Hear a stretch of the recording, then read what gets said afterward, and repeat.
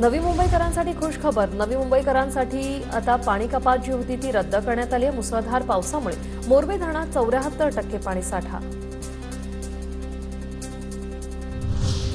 मुंबईला पाणी पुरवठा करणारे 7 पैकी 4 तलाव ओव्हरफ्लो। 29 जुलैपासून 10% पाणी कपात रद्द। तुळशी विहार, मोडकसागर, तानसा तलाव ओव्हरफ्लो झाल्याने दिलासा। मुंबई गोवा आणि मुंबई नाशिक महामार्ग गणेशोत्सवापूर्वी खड्डेमुक्त करा। मुख्यमंत्री एकनाथ शिंदेंचे संबंधित विभागांना निर्देश।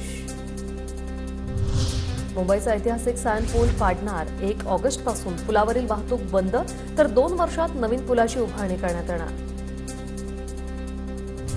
घाटकोपर होर्डिंग दुर्घटना प्रकरणातील महत्त्वाचा साक्षीदार अर्शद खान बेपत्ता। अनेक समन्स पाठवूनही अर्शद खान चौकशीला हजर नाही। मुंबई पोलिसांकडून शोध सुरू। कल्याणनगर मार्ग वाहतुकीसाठी बंदच। रायते पुलाला जोडणारा रस्ता खचला। वाहन चालकांना पर्यायी मार्गाचा अवलंब करण्याचं वाहतूक पोलिसांचं आवाहन। सिंहगड रस्त्यासह नदीकाठच्या परिसरातील तब्बल 4175 नागरिकांचं स्थलांतर। घरातील वस्तूंचं नुकसान, परिस्थिती पूर्वपदावर येण्यास सुरुवात। पुण्यात काल पूर आलेल्या परिसरांमध्ये औषध फवारणी। रोगराई टाळण्यासाठी प्रशासनाकडून उपाययोजना।